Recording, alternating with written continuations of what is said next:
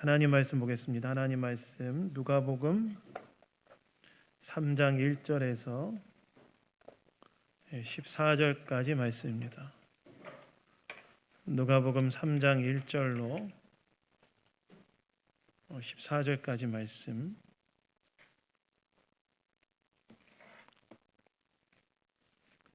누가복음 3장 1절로 14절까지 말씀 다 찾으셨으면 저와 교독하도록 하겠습니다.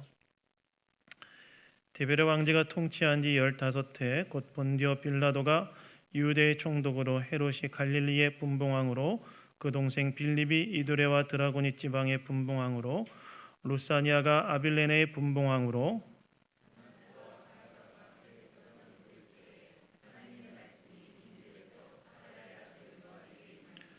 요한이 요단강 부근 각처에 와서 죄 사함을 받게 하는 회개의 세례를 전파하니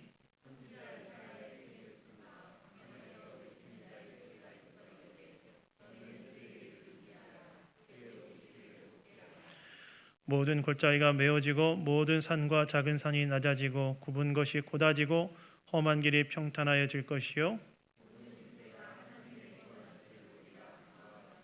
요한이 세례받으러 나오는 무리에게 이르되 독사의 자식들아 누가 너에게 일러 장차올 진노를 피하라 하더냐.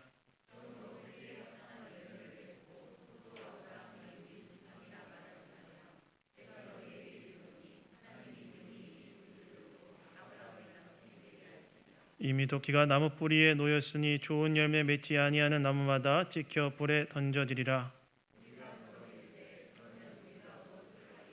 대답하여 이르되 옷 2벌 있는 자는 옷 없는 자에게 나눠줄 것이요 먹을 것이 있는 자도 그렇게 할 것이니라 하고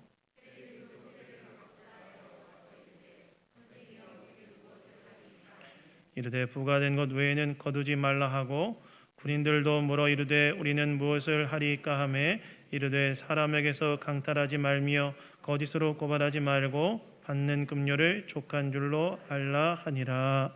아멘. 사명자의 삶을 살기 위하여라는 제목으로 하나님 말씀 나누기 원합니다. 여러분 혹시 사명이라는 단어를 들어보셨습니까? 사명이라는 단어의 뜻은 무엇이지요? 사명이라는 단어의 뜻은 맡겨진 임무나 명령이라는 뜻입니다. 사명이라는 단어의 뜻, 그것은 맡겨진 임무나 명령이라는 뜻이라는 거예요. 그래서 여러분 소방관들의 사명은 무엇입니까?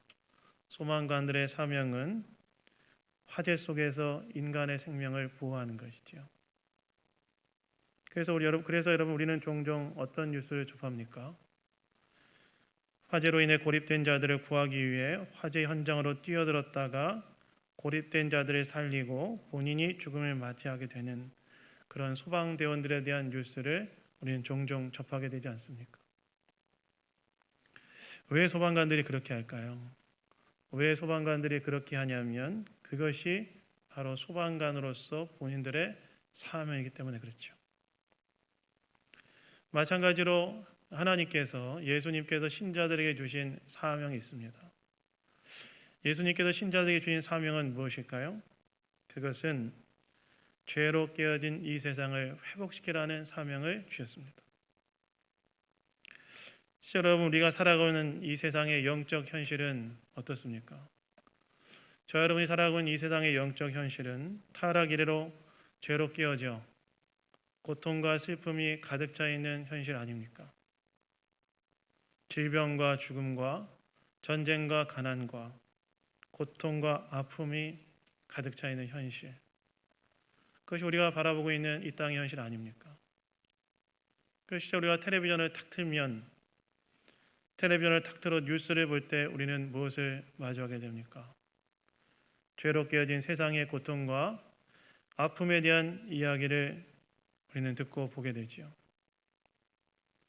바로 이러한 죄로 깨어진 세상을 회복하는 일로 예수님은 우리를 부르셨고 우리는 바로 그러한 사명을 받은 자들이라는 거예요. 그렇다면 이 사명을 잘 감당하기 위해서 우리는 어떻게 해야 하는가? 오늘 이 누가복음 3장 말씀을 통해서 이 주일 아침에 함께 생각해 보기를 원합니다.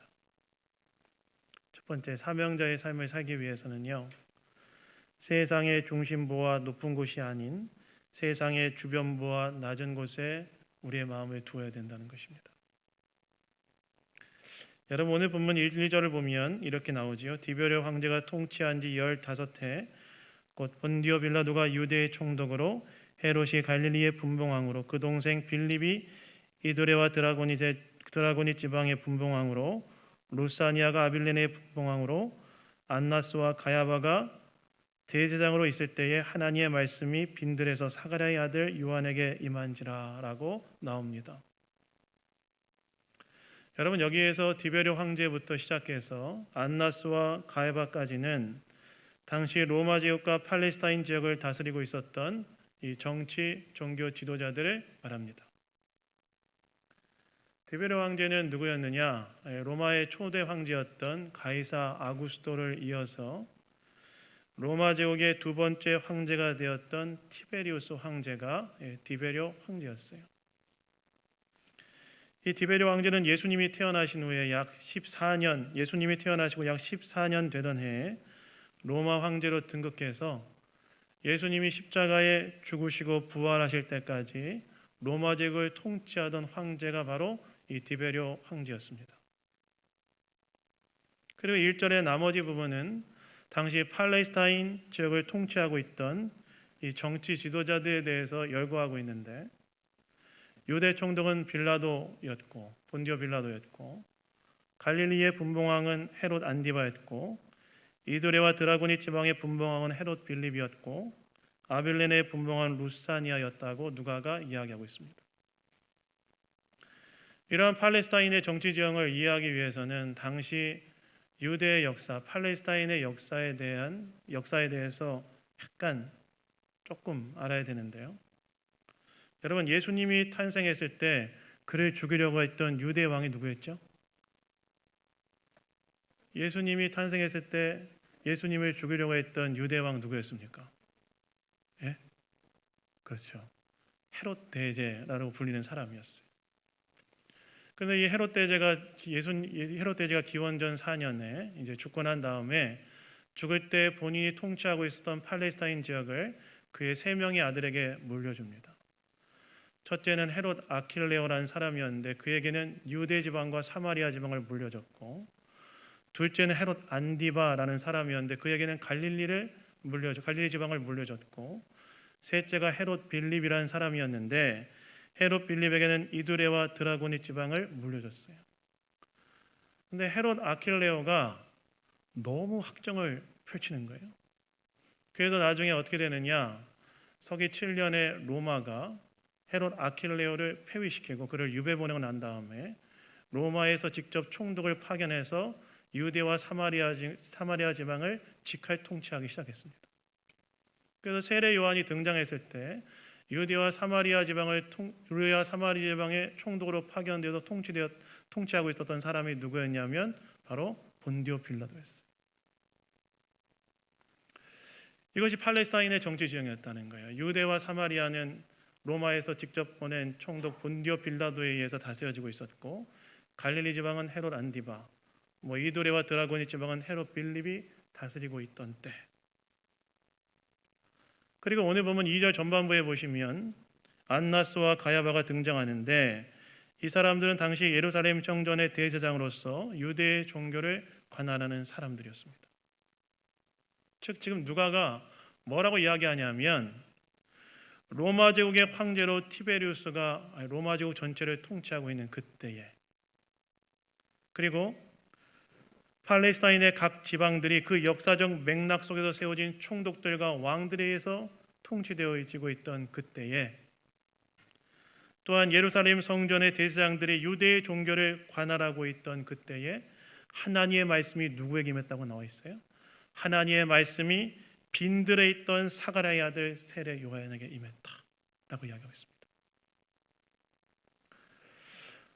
로마 황제인 티베리오가 로마 제국의 황제로서 통치하고 있고, 팔레스타인의 각 지역들이 그 정치 지도자들에 통치되고 있었고, 그 다음에 성전의 대제사장 안나스와 가야바에서 유대의 종교가 관할되고 있는 그때에 하나님의 말씀이 빈들은 여러분 광야거든요. 척박한 불모지인 광야에 있던 세례 요한에게 하나님의 말씀이 임했다라고 지금 이야기하고 있다는 거예요. 여러분, 여기에 한 가지 의문이 있지 않습니까? 여러분, 여기에 어떤 의문이 있을까요? 왜 하나님의 말씀이 세상의 중심에 그리고 높은 지위에 있던 자들에게 임하지 않고 세상의 변방인 빈들에 알려지지 않았던 무명의 사람, 즉 낮은 곳에 있었던 세례 요한에게 임했냐는 거예요. 왜 하나님의 말씀이 지금 누가가 지금 1, 2절 이렇게 열거하고 있는 것은 우리에게 분명히 던져주는 메시지가 있을 텐데, 왜 하나님의 말씀이 세상의 중심에 높은 지위에 있던 사람들에게 임하지 않고 세상의 변방인 빈들의 무명의 낮은 곳에 있었던 세례 요한에게 하나님의 말씀이 임했냐는 거예요. 여러분, 사실 하나님의 말씀이 어디에 임할 때 가장 파급력과 영향력이 크겠습니까? 하나님의 말씀이 어디에 임할 때 하나님의 말씀의 영향력과 파급력이 크겠습니까? 이 세상의 중심에 높은 곳에 있는 자들에게 하나님의 말씀이 임할 때 그만큼 파급력과 영향력이 크지 않겠습니까? 그렇다면 하나님의 말씀은 세상의 중심, 높은 지위에 있는 자들에게 임하는 것이 더 효과적일 텐데, 오히려 하나님의 말씀은 반대로 빈들에, 세상의 변방에 낮은 자리에 있던 빈들에 있는 세례 요한, 광야에 있던 세례 요한에게 하나님의 말씀이 임했다는 거예요. 여러분, 왜 하나님께서는 하나님의 말씀을 세상의 정치 종교의 중심에 있던 자들이 아니라 세상의 변방에 낮은 자리에 있던 세례 요한에게 주셨을까요? 왜 그랬을까요? 왜 세상의 변방, 빈들, 광야, 아무것도 없는 촉박한 불모지에 있었던 세례 요한,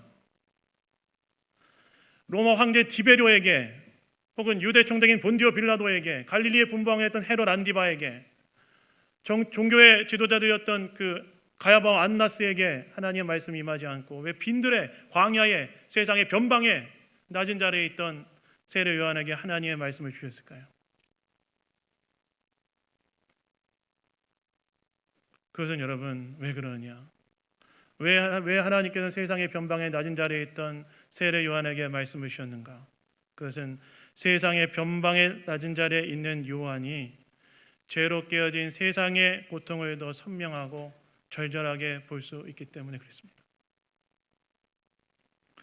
여러분, 세상의 높은 지위, 세상의 중심에 높은 지위에 있는 사람들은 잘못하면 세상의 변방에 낮은 자리에 있는 자들의 고통을 그 거리만큼 잘 못 보게 될 때가 있습니다. 세상의 높은 지위에, 또 세상의 중심에 있는 자들은 세상의 변방에 낮은 자리에 죄로 인해 깨어진 고통을 겪고 있는 사람들을 그 거리만큼 절절하게 느끼지 못할 때가 있다는 거예요. 반면에 세상의 주변부 그리고 낮은 곳에 있는 자들은 죄로 인해 깨어진 이 세상의 현실이 얼마나 고통스럽고, 또한 하나님의 형상으로 지음받은 인간이 얼마나 비참해질 수 있는지 그것을 절절하고 선명하게 볼 수 있어요. 세상의 중심부에 높은 자리에 있는 자들은 그 거리만큼 세상의 고통을 보는 것이 때로는 더 선명하게 볼 수 있다는 것입니다. 우리도 마찬가지죠. 저 여러분들도 최근에 제가 읽었던 책에서 그런 얘기를 하는 거 제가 공감 있게 읽었는데, 우리가 그렇다고 얘기하더라고요. 우리 유튜브를 볼 때 처음에는 어떤 걸 접합니까? 전쟁터에서 사람들이 겪는 고통을 보지요. 근데 우리는 순식간에 바로 뭘 선택할 수 있어요? 예능을 보면서 즐거워할 수 있는 거예요. 그게 우리가 그럴 수 있다는 거예요. 물론 세례 요한을 향한 하나님의 계획 자체가 죄로 깨어진 이 생을 근본적으로 역전시킬 메시아 예수 그리스도를 준비하게 하는 자였기 때문에 하나님께서 그를 광야에서 준비시켰을지도 모릅니다. 그러나 그가 자리 잡은 위치, 즉 세상의 변방의 낮은 곳에 그곳에 있었기 때문에 그는 세상의 영적 현실, 죄로 깨어진 세상의 영적 현실을 더 선명하고 더 절절하게 볼 수 있었고, 그 세상을 향한 그래서 하나님의 마음을 느낄 수 있었고, 바로 그러한 자리에 있던 그에게 바로 세상을 변화시킬 하나님의 말씀이 딱 임한다.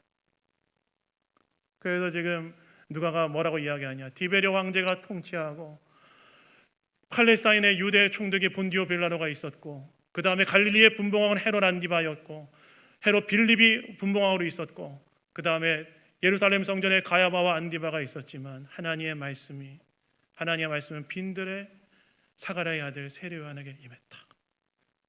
세상의 변방의 낮은 자리에서 죄로 깨어진 세상의 현실을 선명하게 보고 절절하게 보고 있었던 세례요한에게 하나님의 말씀이 임했다 라고 지금 누가가 이야기하고 있다는 것입니다.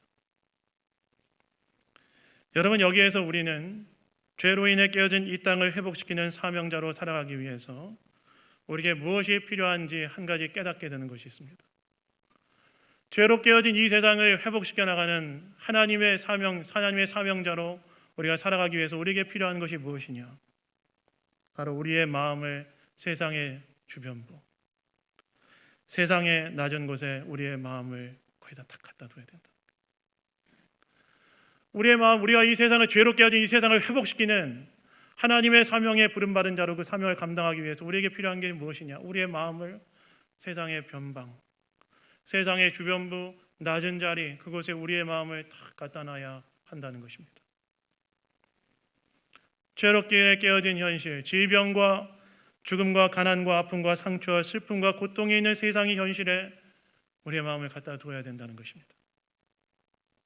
그때 우리는 그 자리에서 죄로 인해 이 땅에 깨어진 현실을 더욱 선명하고 절절하게 보게 되고 그 세상을 회복시키고자 하시는 하나님의 마음을 더 깊이 느끼게 되고 그리고 아들을 이 땅에 보내셔서 십자가에 내주셔야만 했던 하나님 아버지의 마음을 더 깊이 이해할 수 있으며 그리고 우리는 어떻게 그 사명을 이루어야 되는지에 대한 마음을 거기서 얻을 수 있기 때문에 그렇습니다. 그 사명자로 살기에 우리는 어떻게 해야 되냐? 세상의 변방에, 세상의 주변부의 낮은 자리에 저 하나님의 마음을 다 갖다 놔야 한다는 것입니다. 여러분, 예수님은 어떤 분이셨습니까? 예수님은 어떤 분이셨냐면 하늘 보좌를 버리고 이 땅에 내려오셨을 뿐만이 아니라 이 세상에서 가장 낮은 자리인 십자가까지 내려가셨으며 이 땅에 계실 때 예수님은 어떻게 하셨습니까? 이 땅에 계실 때 예수님은 어떻게 하셨냐면 세상의 주변부로 밀려나는 인생들 곁에 계셨던 분이 예수님 아닙니까? 그래서 예수님은 당대의 사람들이 부정하다고 그래서 동네에도 들어오지, 왜 부정한 사람과 접촉하면 나도 부정해지니까 동네에도 들어오지 못하게 했던 사람들, 나병 환자, 혈루증 걸린 여인. 나병 환자는 예수님이 어떻게 치료해서 직접 만지셔서 치료해 주세요. 누구도 만지기 싫어했는데. 혈루증 걸린 여인은 예수님의 옷자락에 손을 딱 댔어요. 혈루증 걸린 여인이. 그러면 그 예수님도 부정해지는 거였어요. 당대 율법에 의거하면. 근데 예수님은 자기의 옷자락에 손을 댄짓됨으로 치료받은 그녀를 탓하지 않으시고 고생한 그녀의 인생을 위로하시고 네 믿음이 너를 구원하였다. 하나밖에 없는 독자를 잃고 아들의 시신이 담겨진 시신이 담겨진 관을 뒤에 세우고 아들을 묻기 위하여 가고 있는 나인성 과부를 보시면서 예수님은 불쌍히 여기시고 그 나인성 과부의 아들이 담겨져 있는 그 시체관에 예수님 딱 손을 대시죠. 그리고 나인성 과부에게 슬퍼하지 마라, 울지 마라. 그 나인성 과부의 아들을 살려내심을 통하여 그녀의 마음을 치료하시고 회복시키시고 야이로의 12살 먹은 딸도 예수님께서 말씀으로 살려내심을 통하여 야이로의 마음을 치료하시고 위로하신 일을 예수님께서 하시지 않으십니까?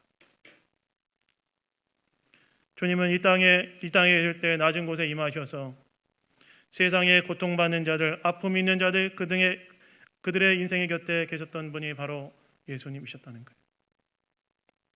실제로 저와 여러분이 예수님에 대한 마음이 움직였던 이유가 무엇이었습니까? 저와 여러분이 예수님에 대한 마음이 움직였던 이유가 무엇이었습니까?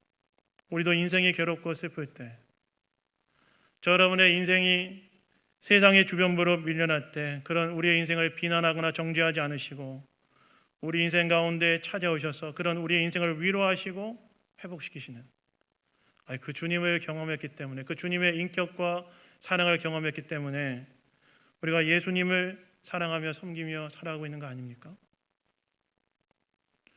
주님에 대한 진리가 우리의 마음을 새롭게 하기도 했지만 저와 여러분의 인생이 세상의 주변부로 한없이 밀려날 때 그런 우리의 인생 가운데 찾아오셔서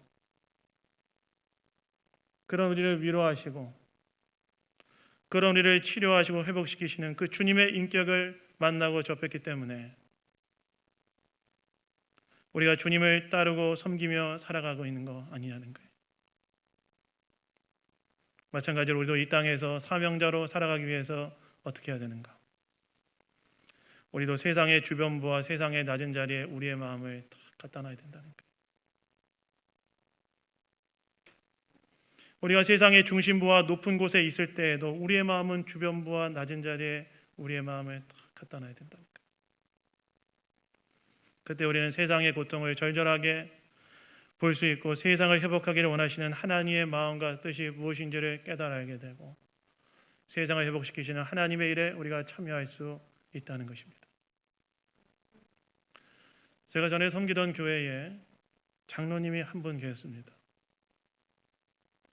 이분이 70대 초반에 췌장암 판정을 받으셨는데 굉장히 건강했어요. 70대 초반에 췌장암 판정을 받으셨는데 병원에서 수술이 불가능하다. 판정하셨어요. 수술할 수 없다. 그리고 항암 치료를 하자고 해서 병원에서 이제 항암 치료했는데 2번 딱 하고 못 하겠어요.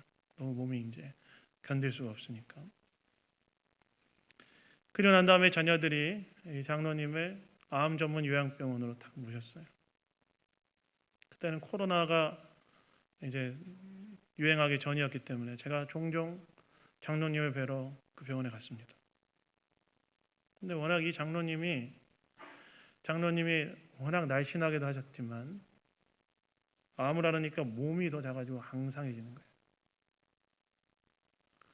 그 제가 그 병원에 그 병실에 들어갈 때마다 장로님이 어떻게 하셨냐면 70 저희 아버지랑 연배랑 비슷하셨는데 그때 당시에 제가 이렇게 가면 제가 이렇게 옆에 앉으면 저한테 저의 가슴에 머리를 탁 대면서 어린애처럼 탁 안기시는 거예요.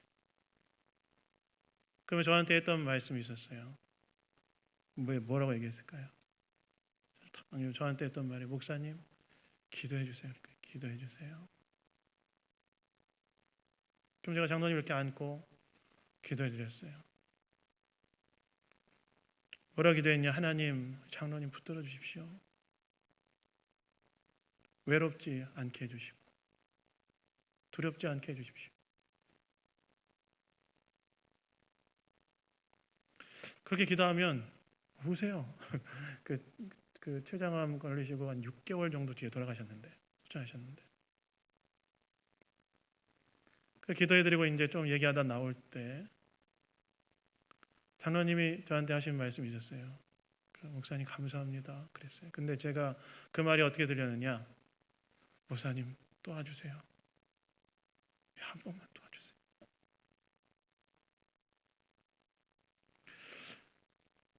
이런 일뿐만이 아니라 제가 목회를 하면서 참 왜 세상에 이런 고통이 존재하는가?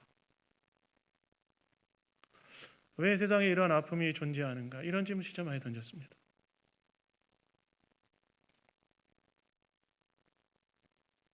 그리고 죄로 깨어진 세상에 정말 예수님이 필요하다는 생각을 진짜 많이 했어요.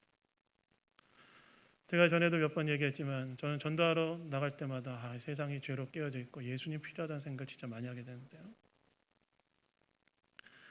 제가 전에도 한번 얘기했지만 제가 얼마 예전에 전도하러 나갔다가 한 중년의 아주머니를 만났어요. 한 50대 후반이나 60대 초반 정도로 보이는. 전 전도하러 나가면 그냥 바로 예수 믿고 구원 받으세요 이렇게 얘기하지 않고 그 자리에 앉아서 이야기를 좀 많이 합니다. 어떻게 사셨고 어떻게 하다 여기까지 오셨고. 근데 그분이랑 얘기를 하는데 그분이 갑자기 자기 아들 얘기를 하는데 처음 만났어요. 교회 다니는 분 아니셨어요. 자기 아들이 몇 년 전에 서해로 바다 낚시 나갔다가 실종됐다는 거예요. 한 달 동안 해경이 그 지역을 이잡듯이 쥐었는데 못 찾았다고 하죠. 그래서 자기가 집에 있으면 집에 혼자 이렇게 방 안에 있으면 저 문 밖에 자기 둘째 아들 실종된 아들 둘째 아들이 저 문 밖에 와 있는 것 같다는 거예요. 확 부른대요. 이름을 딱 부른대요. 야, 왔으면 들어와라. 근데 그분이 저한테 그 얘기하는데 펑펑 울면서 얘기하는데 저한테 뭐라고 얘기하냐? 목사님, 그때 목사였으니까 목사님 제 아들이 살아있겠죠? 이제 실종된 지 3년이 지났으면 이제 사실은 우리는 이제 죽었다 이렇게 많이 생각을 하는데 아직까지 그 엄마는 아들이 실종되었다고 생각하고 살아있다는 그 믿음을 붙들고 있는 거예요. 제가 여기다 대고 뭘 얘기했을까요? 아무 얘기도 못했습니다. 그러면서 제가 돌아 나올 때 죄로 인해 깨어진 이 세상에 예수 그리스도가 얼마나 필요한가. 왜요? 질병이든 죽음이든 고통이든 아픔이든 전쟁이든 기아든 이 모든 세상의 고통은 다 무엇으로 인해 이 땅에 들어온 것입니까? 죄로 인해 타락의 결과로 이 세상에 들어와서 사람들을 고통스럽게 만드는 거 아닙니까? 죄로 깨어진 이 세상에 예수 그리스도가 얼마나 필요한가. 그래서 여러분, 저와 여러분이 이 땅에서 사명자로 살기 위해서 우리는 어떻게 해야 되는가? 세상의 주변부, 낮은 곳에 우리의 마음을 탁 갖다 놓는 거예요. 저 여러분들도 예수님께서 우리 인생의 세상의 주변부로 밀려나는 그 순간에 예수님께서 그 주변부에 저 여러분의 인생 가운데 함께 계셨고 저 여러분 인생 가운데 찾아오셨고 받아주시고 위로하시고 회복시켰기 때문에 또 여기까지 온 거 아니겠습니까? 마찬가지로 우리가 이 땅에서 사명자로 살아가기 위해서는 우리는 어떻게 되느냐? 이 세상의 주변부 낮은 곳에 우리의 마음을 갖다 두고 죄로 깨어진 세상을 선명하게 바라보고 그 세상을 향한 하나님의 마음을 이해하고 그 이 세상을 회복시키고자 하신 하나님의 뜻, 예수 그리스도를 보내셔서 십자가에 들여 보내셔야 해야만 했던 하나님의 마음을 그 자리에서 헤아리고 그리고 세상을 회복시키는 그 일에 참여해야 한다는 것입니다. 그래서 여러분, 사명자들의 공동체인 교회는 어디에 우리의 마음의 자리매김을 하는 공동체입니까? 세상의 주변부, 낮은 곳. 거기에서 세상의 아픔을 보고 참여하는 공동체. 여러분, 오늘 저와 여러분의 마음은 어디에 있습니까? 어디를 향해 서 있습니까? 여러분들이 세상의 중심에 가거나 높은 지위를 얻지 말라는 이야기가 아닙니다. 네, 필요하고 좋은 것입니다. 그러나 이 세상을 치료하고 회복시키시는 하나님의 마음, 그 사명을 감당하기 위해서 우리는 높은 곳, 세상의 중심에 있다 할지라도 우리의 마음은 어디에 갖다 놓아야 되는가? 세상의 주변부, 낮은 곳, 깨어진 세상의 현실. 그 자리에 있을 때 우리는 그 세상을 향한 하나님의 마음을 이해하고 세상을 회복시키고자 하시는 주님의 일에 참여할 수 있는 것입니다. 여러분, 저와 여러분의 마음은 오늘 어디에 있습니까? 주님은 저와 여러분의 인생에 깨어졌을 때도 찾아오셔서 우리를 회복시키셨는데 오늘 저와 여러분의 마음은 어디에 있습니까? 세상의 낮은 곳 주변부에 우리의 마음을 두어서 세상을 회복하는 일에 참여하시는 저와 여러분 되기를 주님의 이름으로 축원합니다. 두 번째는요, 사명자로 살기 위해서는 그렇게 죄로 인해 깨어진 세상 속에서 고통받는 자들에게 진정한 소방 되신 예수님을 만나도록 도와야 된다는 거예요. 여러분, 오늘 말씀을 보시면 이렇게 하나님의 말씀을 받은 세례요한이 3절에 보시면 요단강 부근 각 근처에 와서 죄사함을 받게 하는 회개의 세례를 전파했다고 나옵니다. 여러분, 죄사함을 받게 하는 회개의 세례는 뭘 말할까요? 여러분, 이때 당시의 세례는요, 이방인들이 유대교 입교할 때 받는 예식의 세례였습니다. 물에 들어갔다 나오면서 이방인들은 우상을 섬겼던 걸 회개하고 하나님의 백성으로 여호와 하나님만을 섬기고 살겠다고 결단하는 것을 예식 세례로 표현했어요. 그런데 세례요한은 그걸 누구에게 전파했다는 거예요? 유대인들에게 전파했다는 거예요. 그들은 아브라함 자손으로 혈통적으로 하나님의 백성이었지만 세례요한은 그것만으로는 안 된다고 얘기하는 거예요. 특별히 그의 사역에 대해 누가는 이사야서의 예언을 가지고 이야기하는데 뭐라고 이야기합니까? 우리 4절 한번 다 같이 한번 읽어보겠습니다. 4절 읽겠습니다. 시작. 선지자 이사야의 책에 쓴 바 광야에서 외치는 자의 소리가 있어 이르되 너희는 주의 길을 준비하라. 그의 오시기를 곧게 하라. 세례 요한의 사역은 어떤 사역이라는 겁니까? 주의 길을 준비하는 사역이라는 거예요.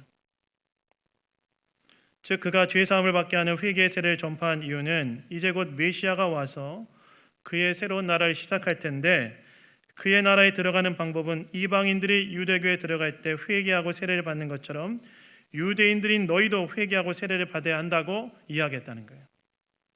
그렇게 메시아를 준비해야 된다고 이야기했다는 것입니다. 즉 세례 요한은 죄로 인해 깨어진 세상의 현실을 바라보며 그러한 죄로 인해 깨어진 세상의 현실의 진정한 소망은 오직 내 뒤에 오시는 메시아, 즉 예수 그리스도라고 말하면서 사람들로 하여금 그 예수를 바라보고 그 예수께 나아가도록 준비시킨 것입니다.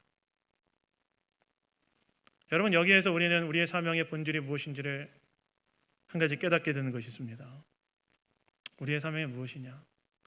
죄로 깨어진 세상의 현실을 절절하게 보는 것으로, 선명하게 보는 것으로 그치는 것이 아니라 그 죄로 깨어진 세상의 진정한 소망 되시는 누구를 사람들이 보고 만나도록 하게 해주는 거예요? 예수님.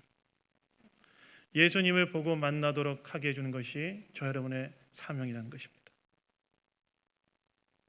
제가 요즘에 저희 어머니로 인해 죽음과 죽음 이후의 천국에 대해 정말 많이 생각하게 됩니다.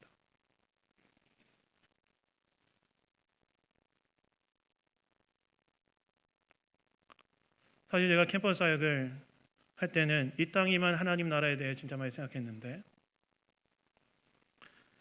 제가 목회를 시작하면서 이 땅이만은 하나님 나라뿐만 아니라 죽음 이후에 가게 될 하나님 나라에 대해서도 정말 많이 생각해야 됩니다.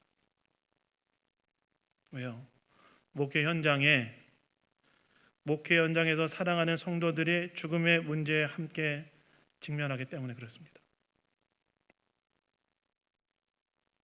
그러면서 그런 생각을 해요. 예수님을 믿는 자에게는 죽음의 실존 앞에 딱 서게 될 때 그 외롭고 두려운 마음, 그것이 덜 외롭고 덜 두렵겠다. 여러분, 사람이 딱 죽음 앞에 직면하게 되면 어떤 마음이 들겠습니까? 너무 외롭고 고독하고 두렵지 않겠습니까? 그런데 신자에게는 어떤 믿음이 있습니까? 신자에게는 어떤 믿음이 있냐면 예수님께서 그 죽음의 자리에 함께 계실 뿐만이 아니라 죽음의 이쪽, 생의 자리에도 계시고 죽음의 반대쪽, 죽음 이후의 자리에도 이 모든 것들을 주관하신 분이 예수님이시고, 그 예수님이 나와 함께 하실 뿐만이 아니라 내가 죽음을 맞이했을 때 나를 천국으로 인도해 가신다는 것에 대한 믿음이 있기 때문에 거기에서 위로를 얻을 수 있지 않겠습니까? 저는 요즘은 그거 하나만으로 정말 예수가 왜 깨어진 세상의 소망이 되는가, 그것에 대한 답을 얻을 수 있다는 생각이 들어요. 제가 전에 사역할 때 만났던 청년이 한 명 있습니다. 젊은 나이에 대장암 판정을 받고 투병하다가 30대 후반에 먼저 하늘나라에 간 청년이었어요. 그 청년이 암투병을 하면서 저한테 자주 교회에 왔어요. 회사를 나눴는데 이제 심각해지니까 회사도 그만두고 교회에 자주 왔어요. 그럼 오면은 2층 본당에 가서 기도하고 사무실에는 저를 꼭 만나고 갔는데, 제가 이제 걔랑 뭐 했을까요? 그냥 위로해주고 이런 말 하기보다는 그냥 농담 따먹기를 많이 했어요. 그게 위로가 된다고 생각했기 때문에. 근데 어느 날 그 청년이 저한테 이런 말 하더라고요. 목사님, 형이 저한테 갑자기 어느 날 저한테 이런 얘기 하더라고요. 목사님, 정말 외롭습니다. 걔가 저한테 뭐라고 얘기하냐면, 목사님, 저 정말 외롭습니다. 걔가 결혼한 거 이제 2년이 딱 돼서 2년 뛰었는데, 자기가 생명을 걸고 투병 중에 있는데 가장 가까이 있는 사람도 지금 내가 겪고 있는 이 생명을 걸고 하는 분투를 이해 못한다니까. 너무 외롭대요. 그래서 제가 그렇겠다. 너 진짜 외롭겠다. 근데 그 친구가 그 다음에 저한테 했던 말, 그 친구가 그 다음에 저한테 했던 말이 지금도 잊혀지지 않는데, 그 친구가 저한테 그 다음에 했던 말이 뭐였는지 아세요? 그 친구가 그 다음에 저한테 했던 말이 뭐였냐면, 목사님, 그런데요, 제가 지금까지 살아오면서 제 인생에서 요즘이 하나님과 제일 가까이 있는 것 같아요. 누구도 나를 이해하지 못하고 내가 생명을 구하는 이 분투를 누구도 다 이해하지 못하고 외로운데 한 가지 걔가 저한테 얘기하는 게 목사님 그런데요 지금 제 인생에서 지금까지 살아오면서 하나님이 제 인생에 제일 가까이 계신 것 같아요.